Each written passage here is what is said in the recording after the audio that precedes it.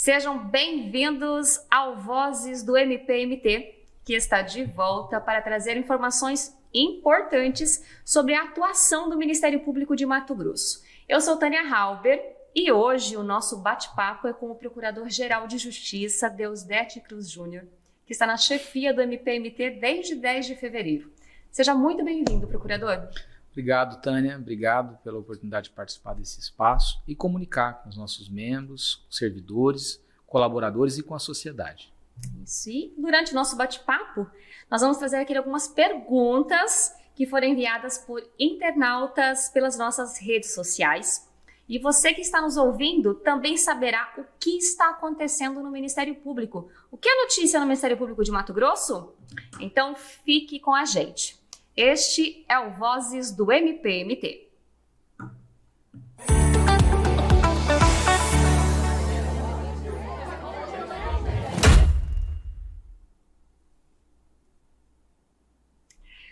Doutor, já que o nosso objetivo aqui é aproximar, da sociedade, falar da atuação do Ministério Público, eu começo perguntando, quais ações, quais trabalhos o senhor tem definidos para estreitar essa relação do Ministério Público com o cidadão mato-grossense?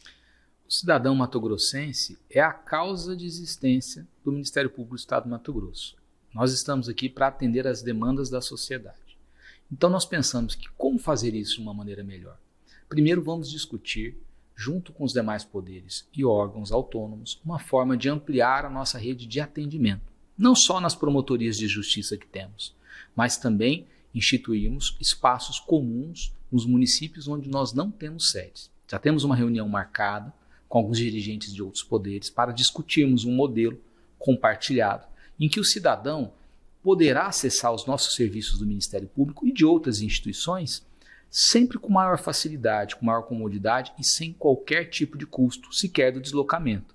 Então esse cidadão poderia procurar na sua própria cidade ou no seu próprio distrito um ponto de atendimento, onde nós teríamos, por custos compartilhados, um facilitador do acesso. Uma estrutura conjunta, doutor? Uma estrutura conjunta. Nós temos que pensar que as instituições, ainda que elas tenham funções segregadas, todos somos e representamos a figura do poder do Estado. E o Estado está aqui para servir o cidadão. Então, uma das maneiras que nós pensamos de facilitar esse acesso é conversar com as instituições de que maneira nós, que temos objetivos comuns, podemos facilitar o acesso da população aos nossos serviços. Este é um ponto. Outro ponto é nós nos engajarmos ainda mais nos projetos institucionais que o Ministério Público executa ou auxilia, porque isso abre as portas da instituição para o cidadão. E é o que nós queremos fazer. Como temos aí belíssimos projetos, implementarmos outros também, sempre deixando muito claro ao cidadão que os problemas que ele enfrenta são os problemas que nós queremos ajudar a resolver. Falando em projetos institucionais, eu vou pedir licença para o senhor, doutor, para compartilhar uma notícia sobre o projeto Cibus Você Tem Fome de Quê? Que é desenvolvido pelo Ministério Público desde 2021 e que está, com mais ações, expandindo ações aí pelo Estado. Aldeias indígenas de Canarana, escolas de São Félix do Araguaia começaram a receber insumos para a implementação de hortas, sementes, adubo, materiais. Esta é uma das ações do projeto, Sim. Que é um projeto institucional que visa justamente atuar nesse enfrentamento à fome, garantindo efetivo acesso à alimentação adequada pela população. Então, este é um dos projetos e justamente esta é uma das áreas de atuação do MP. Sim, esse projeto é um projeto muito importante que tem nosso total apoio para dar prosseguimento à execução e ampliação dele, porque toca num assunto que aflige a população que mais sofre, aquela população de baixíssima renda que sofre com a insegurança alimentar. Não são pessoas invisíveis. Para o Ministério Público, elas são totalmente visíveis. E as estatísticas dão conta que são milhões de pessoas. Então, o Ministério Público, que tem ali como obrigação zelar pelo interesse da sociedade, não pode deixar ao largo dessa proteção as pessoas que passam algum tipo de dificuldade, como, por exemplo, a fome. Então, é um projeto que tem a nossa atenção, os investimentos da nossa instituição para que ele seja ampliado.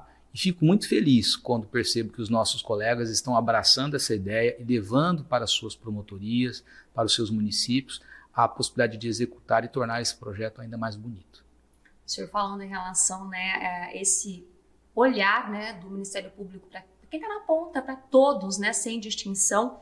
E aí quando a gente vem, né, para falando de justiça, acesso à justiça, ainda é muito comum a gente ouvir, né, a justiça é muito amorosa, inacessível. E uma das propostas do senhor, né, desde a posse, é esse olhar para medidas autocompositivas, de autocomposição. Ou seja, evitar a judicialização, garantir, né, instrumentos mais céleres. E aproveitando então, doutor, se eu pudesse explicar o que muda, como funcionaria isso, para quem está nos ouvindo entender bem, e por que isso é tão importante? É um dos grandes objetivos também, nós mudarmos a feição do Ministério Público de uma instituição demandista, que propõe ações ao judiciário para que o problema seja resolvido no bojo de um processo judicial. Não que isso não vá acontecer em algumas situações, mas temos que priorizar a realização da resolução dos problemas pela prática autocompositiva. Porque todas as vezes que o cidadão ou um conjunto de pessoas faz parte de um problema, de uma lide, se ele participa da discussão da forma de resolver aquele problema, é muito mais prático o cumprimento, né? Muitas vezes o Ministério Público, entre aspas, ganha uma ação, mas a realidade demora a ser transformada, porque existe uma resistência. Então, a grande finalidade da jurisdição é pacificar, mas muitas vezes o conflito continua existindo. Então, nós, assim como o Poder Judiciário, a Defensoria e outras instituições, temos que ampliar as práticas autocompositivas. E nós temos muitos instrumentos para fazer isso. Alguns já históricos, né, como o termo de ajustamento de conduta, que nos permite, na área de direitos difusos e coletivos, conciliarmos diversos interesses, dos ambientais ao do consumidor, moradia e outros. Temos também o acordo de não persecução cível, utilizado mais recentemente para as ações de improbidade, em que nós conseguimos um ganho de tempo imenso quando o infrator reconhece a prática e se submete espontaneamente ao conjunto de medidas.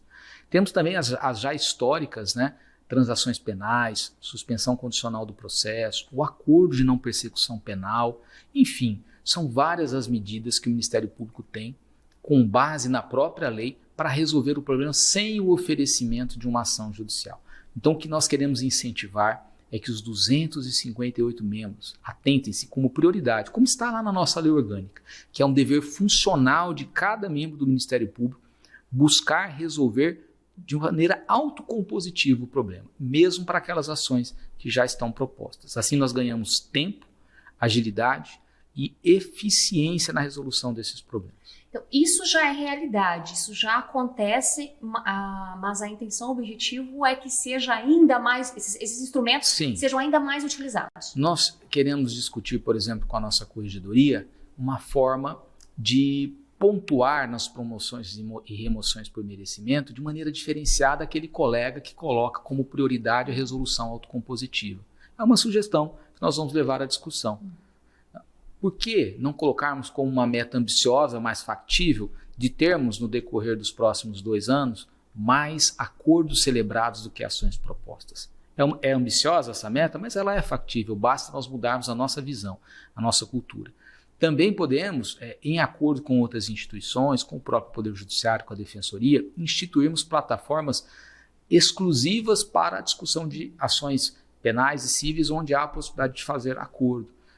Com isso toda a sociedade ganha. O custo do processo ele é mensurável.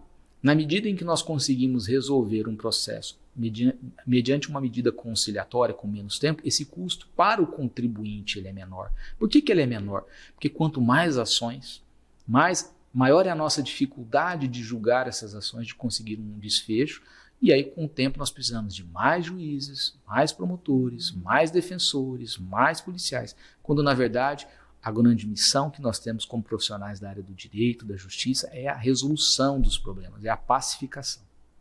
Ótimo. Doutor, e agora temos uma pergunta de um internauta. E o assunto que esse internauta aí trouxe, né, é a promoção da igualdade racial. No último concurso público para promotores de justiça substitutos, o Ministério Público aplicou a lei de cotas, implantou uma comissão, né, de heteroidentificação. Agora, o internauta quer saber se nas contratações por cargos em comissão também é possível reservar cotas.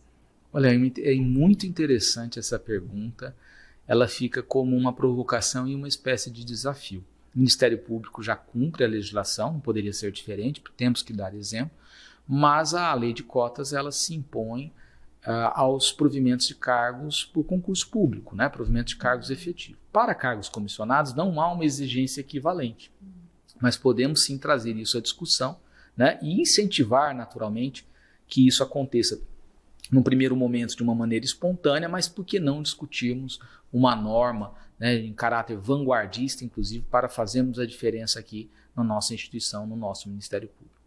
Então, fica aí para você, internauta, que enviou a pergunta, muito respondida, importante provocação, doutor. Só mais uma pausa aqui na entrevista, para uma notícia muito importante também, para você que nos ouve. Grupos criminosos estão se passando por promotores de justiça para aplicar golpes no interior do estado. O alerta é do Gabinete de Segurança Institucional do Ministério Público, que orienta a população. O Ministério Público não entra em contato, seja por telefone ou outros meios, pedindo dinheiro ou qualquer valor. Isso é golpe. Então, gente, vamos ficar atentos para não aí sermos vítimas de nenhum golpe que envolva aí, né, promotores de justiça, membros do Ministério Público, servidores, procuradores de justiça. Fica esse alerta e já vamos encaminhando para o final deste episódio, doutor. Temos muitos assuntos, com certeza, e esperamos que o senhor esteja aqui conosco em breve para tratar de outros. Mas antes de encerrarmos, vou trazer mais um questionamento aqui, que também aí alguns internautas, né, enviaram, questionando, perguntando sobre a questão do quadro funcional. Nós sabemos que sempre há necessidade de investimentos na estrutura para garantir o atendimento na ponta. O senhor acaba de falar sobre isso, tanto em estrutura física, mas também de pessoal. Há alguma previsão para aumento no quadro funcional do Ministério Público de Mato Grosso? Veja só, o Ministério Público está buscando evoluir conforme a tecnologia e outras práticas de inovação. Então, para que nós não façamos um concurso alocando de maneira inadequada esses novos servidores, primeiro nós vamos observar o fruto de um trabalho que foi feito aqui na instituição, que está em linha de desenvolvimento, que é o trabalho do dimensionamento. Foi feito tanto para a área fim como para a área meio.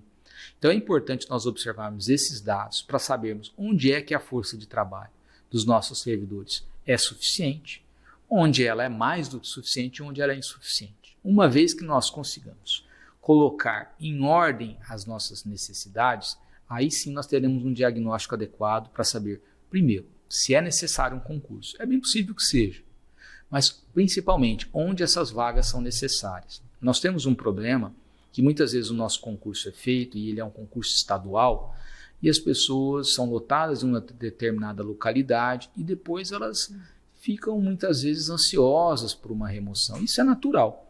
Então nós estamos estudando a possibilidade de que nosso próximo concurso já seja um concurso regionalizado, para que aquela pessoa que vai servir à instituição do Ministério Público saiba que ela é necessária ou na região oeste, na região leste, no norte ou sul, né? Então haveria ali uma forma de fixar de maneira mais perene aquele servidor naquela localidade. Alguma coisa que já vem acontecendo com os membros. Depois que nós conseguimos unificar, acabar com a diferença de entrância, vários promotores de justiça têm permanecido por mais tempo nas localidades. E nós entendemos que isso é muito importante, porque assim como o promotor de justiça, o servidor precisa conhecer a rotina daquela localidade, viver, experimentar, saber daquelas dificuldades. Inclusive, essas informações são muito relevantes para a nossa atuação.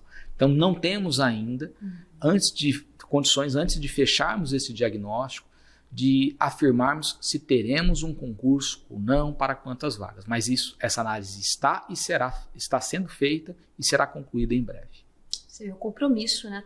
Para a realização de um concurso, ele estar com esse compromisso, né, doutor, de realmente ter esse melhor aproveitamento. Com certeza, faremos isso. Muito bem, sempre reforçando aqui que você, cidadão, pode procurar o Ministério Público sempre que necessário, seja na promotoria de justiça do seu município ou pela ouvidoria do Ministério Público. Procurador, muito obrigada pela sua presença aqui no Vozes do MT, falando aqui, né, respondendo perguntas, falando diretamente com o cidadão matogrossense. Tânia, muito obrigado pelo convite. Eu que já sou acompanho assiduamente as edições anteriores, hoje fiquei muito feliz de ser entrevistado por esse programa e poder contribuir de alguma forma para que os servidores, os membros e também a população de uma forma geral ouça e conheça a nossa instituição sempre mais de maneira melhor. Muito obrigada. Nós vamos terminando aqui mais um Vozes do MPMT. Você que nos ouve, quer participar enviando a sua pergunta? Você também pode. Fique ligado e acompanhe nossas redes sociais para saber quem serão nossos entrevistados, os temas que a gente vai trabalhar aqui e enviar a sua pergunta. Então nós voltamos na próxima semana com mais um episódio. Até lá!